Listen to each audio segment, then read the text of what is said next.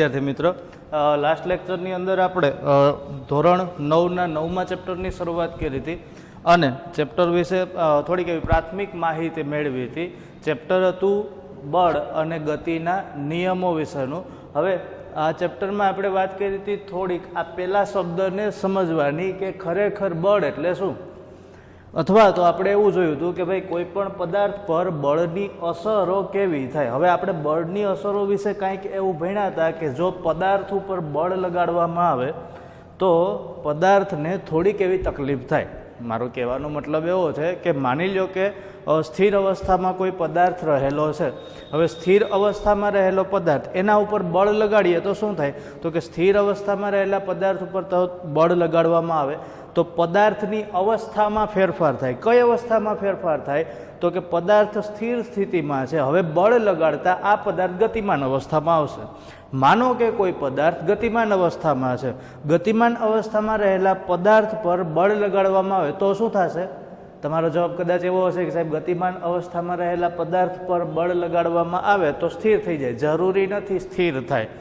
માની લો કે તમે કોઈ સાધન લઈને જાઓ છો, હવે એના મતલબ કે સાધન પર બળ લગાડો, તમે બે રીતે બળ લગાડી શકો. એક બળ હોય પ્રવેગક બળ, લીવર આપો તો ગતિમાં વધારો થાય. બીજું હોય પ્રતિપ્રવેગક બળ. મારો કહેવાનો મતલબ આવું કોઈ બળ છે નહીં, પણ બ્રેક મારીએ તો શું થાય, તો કે ગતિની વિરુદ્ધ દિશામાં બળ લાગ્યું તો વાહનના વેગમાં ઘટાડો થાય. અહીંયા બે મૂલ્યમાં ફેરફાર થાય. એક તો વેગના મૂલ્યમાં ફેરફાર થાય, સાથે સાથે ગતિની દિશામાં ફેરફાર થશે. એટલે દિશામાંય ફેરફાર થાય, વેગના મૂલ્યમાં પણ ફેરફાર થાય. આ બળની અસર હતી. હવે અહીંયા ખરેખર થયું શું, તો કે એક બળ એવું હતું કે જે પદાર્થ ઉપર લાગતું હતું તો સ્થિર અવસ્થામાંથી પદાર્થ ગતિમાન અવસ્થામાં આવતો હતો.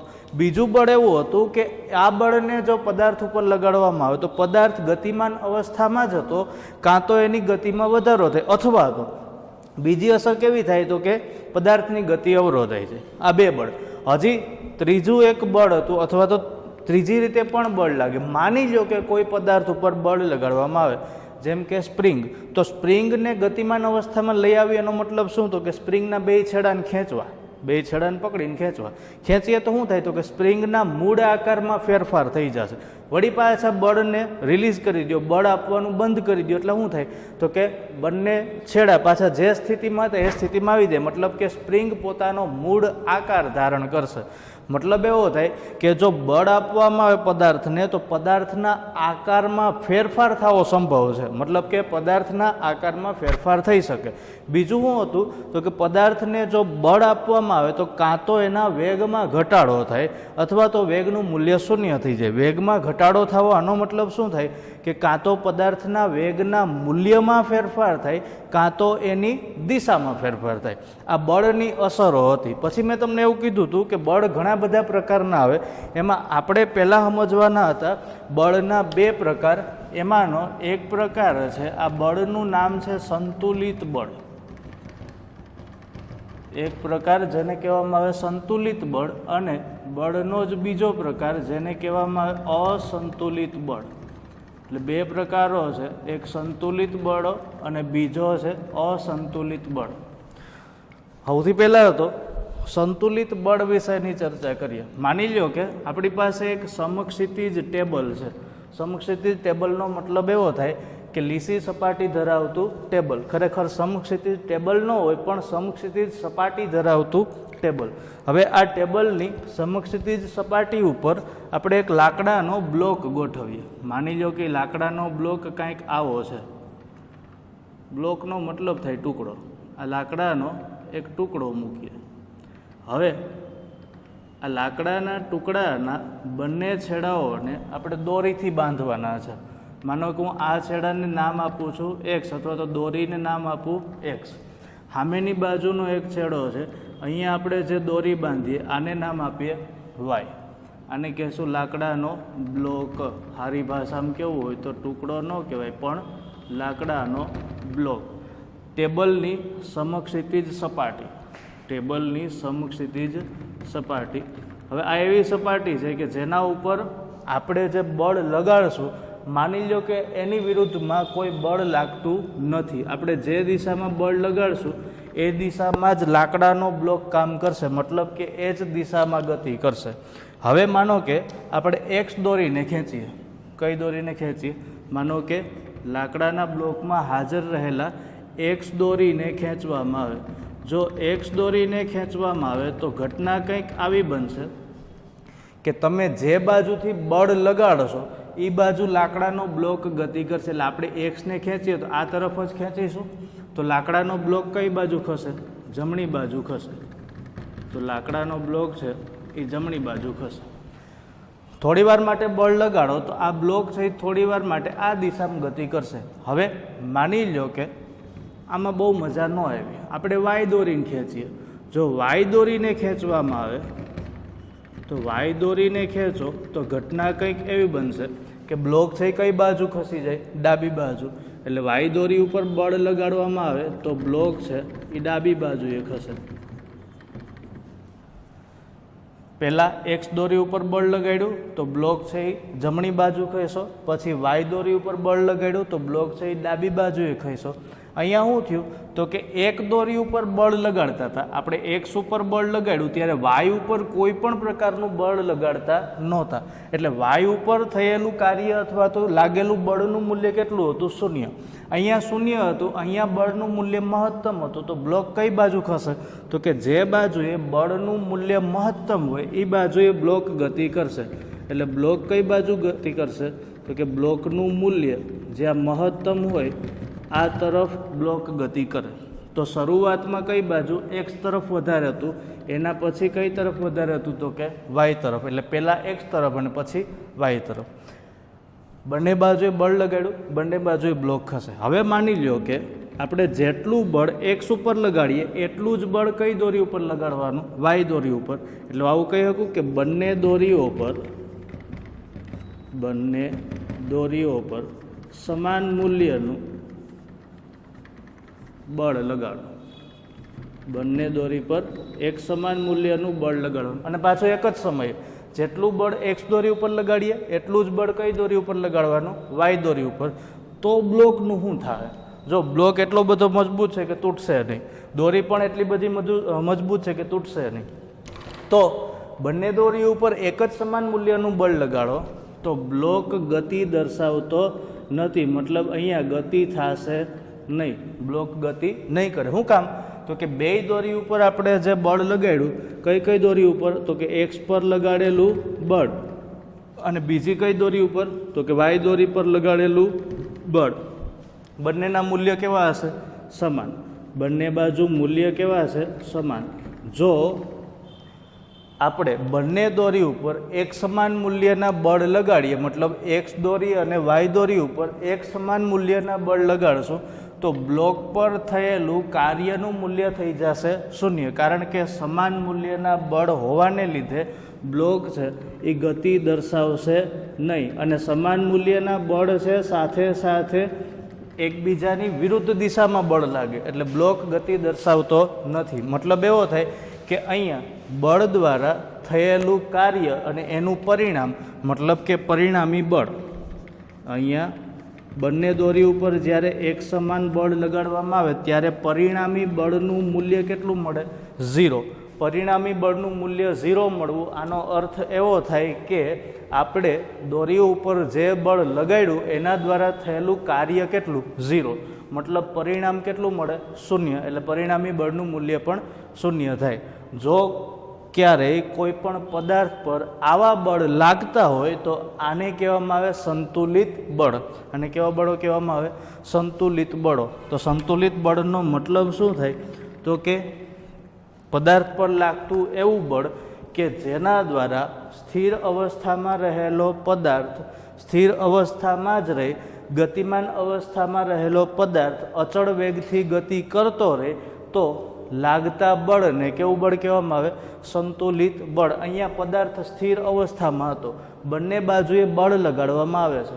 પદાર્થ સ્થિર અવસ્થામાં હતો, બંને બાજુએ બળ લગાડવામાં આવે, કોઈ અસર જોવા મળતી નથી. મતલબ કે અહીંયા પરિણામી બળ કેવું? 0. પદાર્થ સ્થિર અવસ્થામાં હતો અને રહેશે પણ કઈ અવસ્થામાં? સ્થિર અવસ્થામાં. માની લો કે આ પદાર્થ ગતિ કરતો હોત હું જેટલું બળ એક્સ તરફથી લગાડું એટલું જ બળ વાય તરફથી પણ લગાડું તો ગતિમાન અવસ્થામાં રહેલા પદાર્થની ગતિના મૂલ્યમાં કોઈ ફેરફાર થશે નહીં. શું કામ? તો કે જેટલું બળ વિરુદ્ધ દિશામાં લાગે છે એટલું જ બળ કઈ દિશામાં લાગે? તો કે ગતિની દિશામાં લાગે. એટલે હામે બંને બળના મૂલ્યો સમાન પણ દિશા પરસ્પર વિરુદ્ધ, અને પરસ્પર જો વિરુદ્ધ દિશાએ લાગતા બળ સમાન મૂલ્યના હોય તો ત્યારે પરિણામી બળ કેવું મળે? શૂન્ય મળે. પદાર્થ સ્થિર અવસ્થામાં હોય તો સ્થિર અવસ્થામાં જ રહે, ગતિમાન અવસ્થામાં હોય તો ગતિમાન અવસ્થામાં જ રહે. સંતુલિત બળની વ્યાખ્યા આપવી હોય તો કંઈક આમ આપી શકાય કે જે બળોની સંયુક્ત અસર હેઠળ, જે બળોની સંયુક્ત અસર હેઠળ સ્થિર અવસ્થામાં રહેલો, સ્થિર અવસ્થામાં રહેલો પદાર્થ, સ્થિર અવસ્થા જ દર્શાવે અથવા તો સ્થિર અવસ્થામાં રહેલો પદાર્થ સ્થિર અને ગતિમાન અવસ્થામાં રહેલો પદાર્થ અચળ વેગથી ગતિ કરે, અચળ વેગથી ગતિ કરે તો તેવા પ્રકારના બળોને સંતુલિત બળો કહે છે. તો તેવા પ્રકારના બળોને કેવા બળો કહેવામાં આવે? સંતુલિત બળો. અને સંતુલિત બળોના પરિણામી બળની અસર અથવા તો સંતુલિત બળોનું પરિણામી બળ કેટલું મળશે? 0. કારણ કે સ્થિર અવસ્થામાં હોય તો પદાર્થ કઈ અવસ્થામાં રહે? સ્થિર અવસ્થામાં. અને ગતિમાન અવસ્થામાં હોય તો અચળ વેગથી અથવા તો ગતિમાન અવસ્થામાં જ રહે. એટલે આવા બળો હોય તો એને કયા બળો કહેવામાં આવે? સંતુલિત બળ. હવે માનો કે સ્થિર અવસ્થામાં રહેલો પદાર્થ સ્થિર અવસ્થામાં જ રહે, ગતિમાન અવસ્થામાં રહેલો પદાર્થ ગતિમાન અવસ્થામાં જ રહે, તો આવા બળને સંતુલિત બળ કહેવાય. માની લો કે અહીંયા આપણે લાકડાના બ્લોકની જગ્યાએ એક ખોખું રાખી દઈએ અને ખોખાને બંને બાજુએ મતલબ એક્સ બાજુ અને વાય બાજુથી હરખો ધક્કો મારીએ તો શું થાય? ખોખું છે પુઠ્ઠાનું બનેલું હોય, ખોખું ભેગું થઈ જાય, આપણે ભેગા થઈ જાય. મતલબ એવો થાય કે જો સંતુલિત બળોનું મૂલ્ય મતલબ કે પરિણામી બળ શૂન્ય રહેતું હોય પણ જો કોઈ પદાર્થને સંતુલિત બળ આપવામાં આવે તો એક શરત છે કે પદાર્થનો આકાર બદલાય. એટલે સંતુલિત બળોની અસર હેઠળ એક આ અસર જોવા મળે કે પદાર્થનો આકાર બદલાઈ જાય. અથવા તો હાવ સીધી ભાષામાં કહીએ તો કોઈ પદાર્થ ઉપર સંતુલિત બળ આપવામાં આવે તો ભાંગીને ભૂકો કરી શકાય. શું કામ? તો કે બે બાજુથી પરસ્પર વિરુદ્ધ દિશાના અને સમાન મૂલ્યના બળ મળે તો ત્યારે પદાર્થ ઉપર સૌથી વધુ દબાણ આવે અને પદાર્થ ઉપર દબાણ આવે ત્યારે એના આકારમાં ફેરફાર થાય. થોડી વાર પહેલાં તમને વાત કરી હતી સ્પ્રિંગની, કે સ્પ્રિંગને બંને બાજુએથી ખેંચવામાં આવે. જો સ્પ્રિંગને બંને બાજુએથી ખેંચવામાં આવે તો શું થાય? તો કે બે છેડા કાન પકડીને ખેંચો એટલે લાંબા થાય ને, એટલે બે છેડા લાંબા થાય ત્યારે એનો આકાર બદલાઈ જાય. છોડી દો તો પાછો મૂળ આકાર ધારણ કરે. એના પછી બીજું બળ હતું જેને આપણે કીધું હતું અસંતુલિત બળ. બીજું બળ હતું જેને કીધું હતું અસંતુલિત બળ.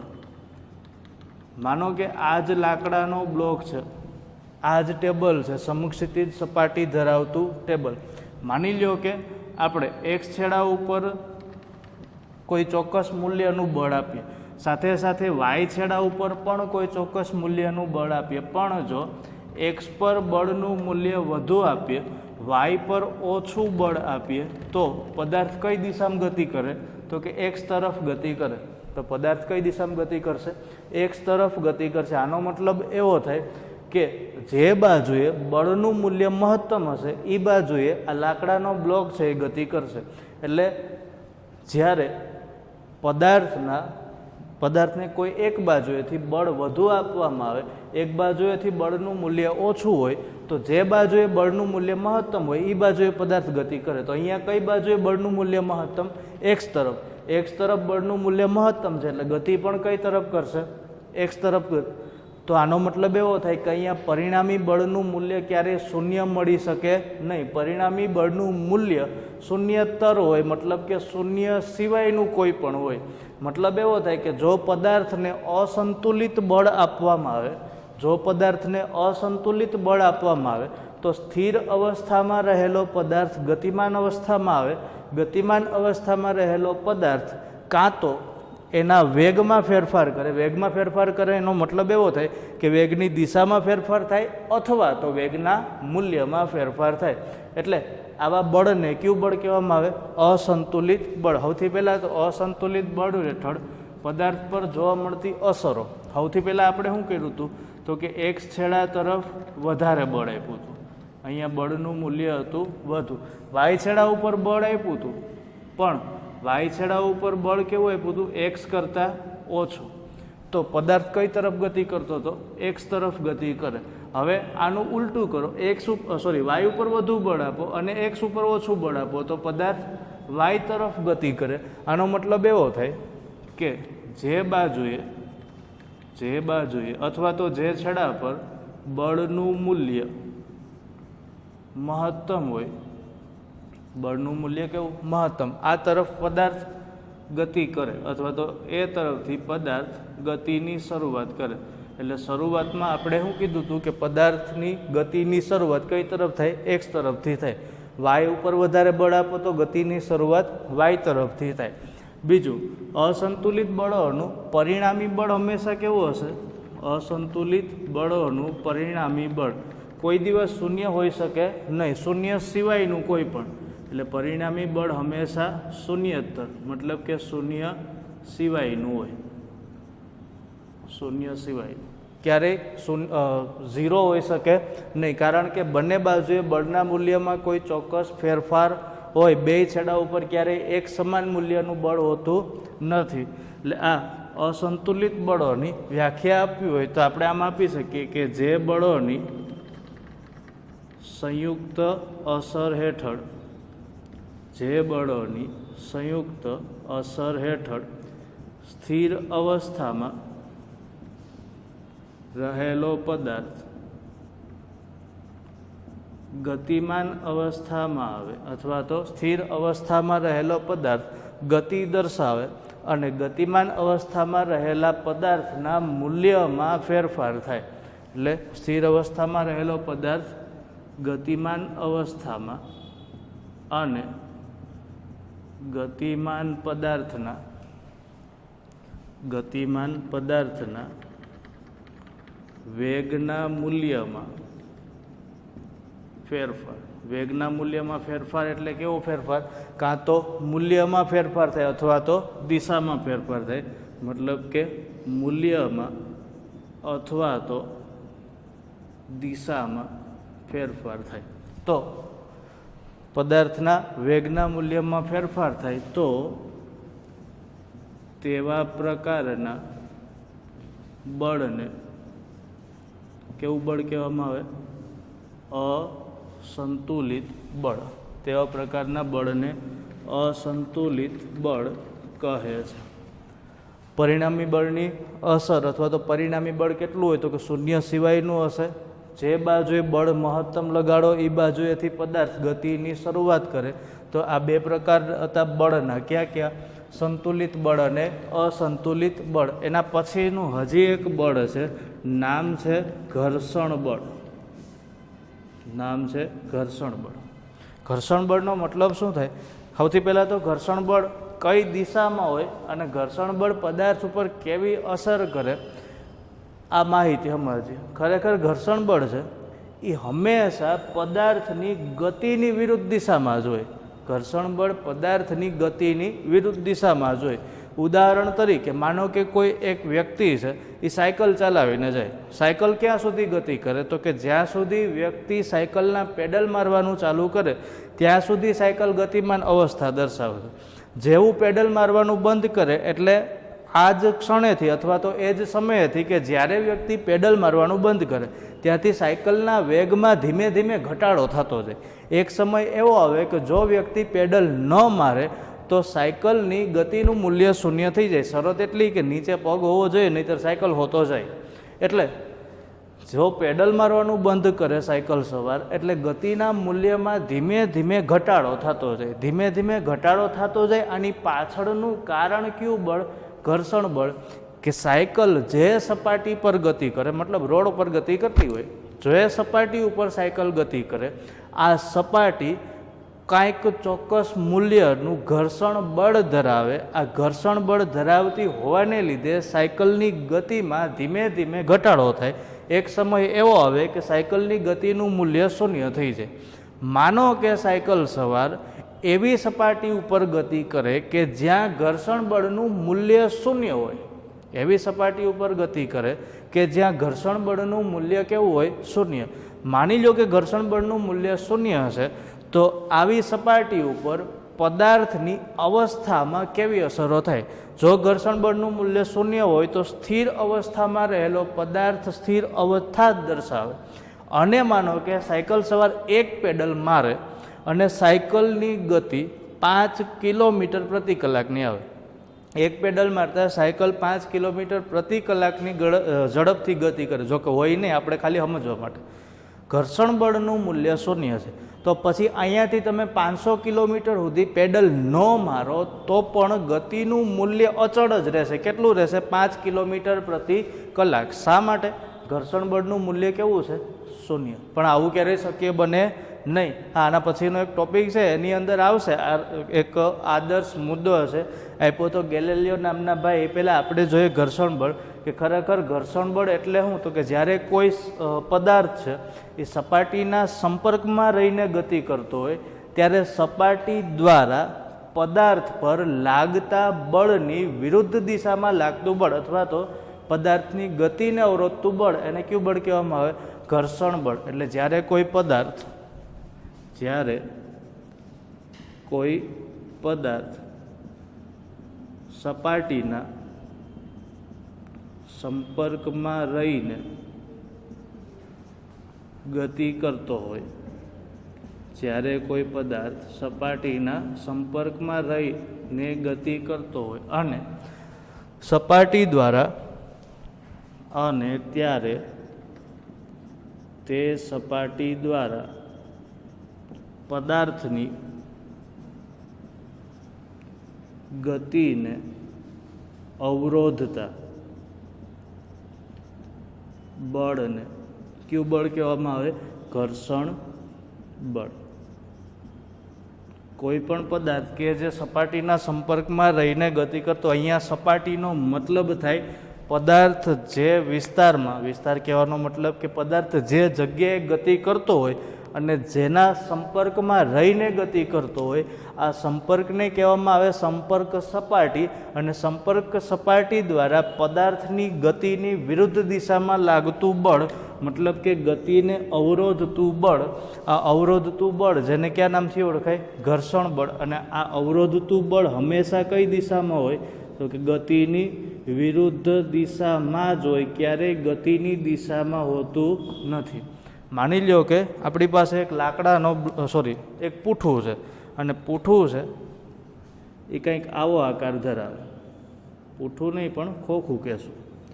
હવે આ ખોખાને આપણે ધક્કો મારવાનો છે. આ ખોખા ઉપર આપણે બળ લગાડવાનું છે. અત્યારે માનો કે આપણે આ દિશાએ ધક્કો મારવાનો છે. ખોખું છે એ કોઈ પદાર્થ છે અથવા તો કોઈ વસ્તુથી ભરેલું છે, મતલબ વજનવાળું છે. ખોખાને આપણે જમીન ઉપર રાખેલું છે, મતલબ અત્યારે સંપર્ક સપાટી આપણા માટે કોણ થઈ જાય? જમીન. જમીન દ્વારા કોઈ ચોક્કસ ઘર્ષણ બળ લાગશે. અત્યારે સ્થિર અવસ્થામાં છે. હું જો આ દિશામાં અહીંયાથી આ ખોખાને ધક્કો મારીશ તો શરૂઆતનો સમય એવો હશે કે ત્યારે ખોખું છે આ હલવાનું બંધ કરશે અથવા તો ખસે નહીં. શું કામ? તો કે અહીંયા બે બળો લાગે. ક્યાં બે બળો લાગે? તો કે એક બળ જે આપણે લગાડીએ, બીજું બળ ઘર્ષણ બળ. કોનું ઘર્ષણ બળ? સંપર્ક સપાટીનું, મતલબ કે જમીનનું. શું થાય? તો કે શરૂઆતમાં ખોખું ખસતું નથી. શા માટે નથી ખસતું? એની પાછળનું એક કારણ કે અહીંયા બે બળ લાગે. એક આપણા દ્વારા લાગતું બળ અને બીજું બળ છે આ ઘર્ષણ બળ. ઘર્ષણ બળ હશે સંપર્ક સપાટીનું. ઘર્ષણ બળ કોનું હશે? સંપર્ક સપાટીનું. એટલે પહેલો કિસ્સો એવો બન્યો કે જ્યારે આપણે સામાન્ય મૂલ્યનું બળ આપ્યું હતું ત્યારે ખોખાએ ખસવાની શરૂઆત કરી નહોતી. મતલબ કે અહીંયા ખોખું ગતિ દર્શાવતું નહોતું. એની પાછળનું કારણ કે આપણે જે બળ આપ્યું હતું એના કરતાં ઘર્ષણ બળનું મૂલ્ય કેવું હતું? વધારે. એટલે શું થાય તો કે ઘર્ષણ બળનું મૂલ્ય વધુ હોવાથી ઘર્ષણ બળ છે એ આપણે આપેલ બળને એની સાથે સંતુલિત કરે. એની સાથે કેવું કરે? સંતુલિત કરે. મતલબ એવો થાય કે ખોખું ત્યાં સુધી ગતિ નહીં કરે જ્યાં સુધી આપણે આપેલ બળનું મૂલ્ય ઘર્ષણ બળના મૂલ્ય કરતાં વધી જાય. મતલબ કે આપણા દ્વારા આપવામાં આવેલું બળ ઘર્ષણ બળ કરતાં કેવું હશે? કેવું હોવું જોઈએ? મહત્તમ હોવું જોઈએ. જો બળનું મૂલ્ય ઘર્ષણ બળથી મહત્તમ ન થાય તો ખોખું ક્યારેય ખસશે નહીં. શું કામ? તો કે બંને બળો સંતુલિત થતા નથી, અથવા તો બંને બળોમાંથી એક બળ અસંતુલિત હોવું જોઈએ. જો અસંતુલિત બળ ન આપવામાં આવે આ ખોખાને તો ખોખું ગતિ દર્શાવશે નહીં. મતલબ એવો થાય કે અત્યારે આપણા દ્વારા જે બળ આપવામાં આવે છે આ બળનું મૂલ્ય ઘર્ષણ બળના મૂલ્ય કરતાં ઓછું છે, એટલે ખોખું ગતિ કરવાની શરૂઆત કરશે નહીં. બીજો કિસ્સો, હવે આપણે કંઈક એવું કરશું કે જેથી કરીને ખોખું છે પોતાનું સ્થાન બદલે અથવા તો આ બ્લોક છે એ ગતિમાં આવે. માની લો કે આપણે જે બળ આપ્યું આ બળનું મૂલ્ય ઘર્ષણ બળ કરતાં વધુ છે. બળનું મૂલ્ય કેવું? ઘર્ષણ બળ કરતાં વધુ. બધાને ઘરે ખોખા હશે, બધાય ઢીકા પાટા મારીને ખોખાને આમથી આમ ફેગવતા જ છે, એટલે ખબર જ હોય કે ખોખું ક્યાં સુધી ગતિ કરી શકે. સપાટી ઉપર ખોખું પડ્યું ત્યારે આપણે જે બળ આપ્યું હતું આ બળનું મૂલ્ય ઘર્ષણ બળ કરતાં કેવું છે? વધારે. જો બળનું મૂલ્ય ઘર્ષણ બળ કરતાં વધુ હોય તો આ જે ખોખું છે આ દિશામાં ગતિ કરશે. પણ હજી એક બળ કાર્યરત છે, સપાટી દ્વારા લાગતું ઘર્ષણ બળ, અને એ કઈ દિશામાં હશે? તો કે આ આપણા બળની દિશા છે. આ ઘર્ષણ બળ છે એ બળની વિરુદ્ધ દિશામાં હશે. એટલે જ્યાં સુધી ઘર્ષણ બળ કરતાં વધુ મૂલ્યનું બળ આપણા દ્વારા આપવામાં આવશે ત્યાં સુધી જ ખોખું ગતિમાં આવશે. જેવું બળનું મૂલ્ય ઓછું થાય એટલે અહીંયા શું થઈ જાય તો કે આ જે ખોખું છે ગતિ કરવાનું બંધ કરી દે. શું કામ? તો કે ઘર્ષણ બળનું મૂલ્ય આપણા દ્વારા આપવામાં આવેલ બળને સંતુલિત કરી દે. જો બંને બળો સંતુલિત હોય તો સંતુલિત બળની પરિણામી અસર અથવા તો સંતુલિત બળોનું પરિણામી અસર કેવી હશે? 0. પરિણામી અસર 0 થઈ મતલબ કે આ ખોખા ઉપર થતું કાર્ય 0 થવું.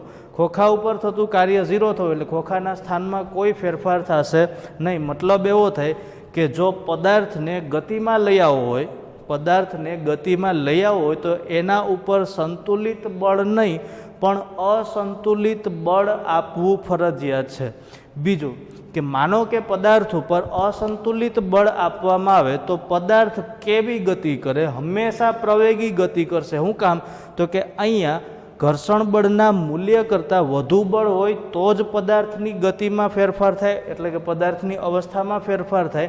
એનો મતલબ એવો થાય કે સતત બળના મૂલ્યમાં વધારો થાય તો જ આ ખોખું ગતિ કરે, નહીંતર ગતિ કરશે નહીં. એટલે જ્યાં સુધી અસંતુલિત બળ ન આપવામાં આવે ત્યાં સુધી પદાર્થ ગતિ કરતો નથી. અને પછીના લેક્ચરની અંદર ગેલેલિયોએ આપેલા ગતિના નિયમો વિશેની માહિતી મેળવશું. Thank you.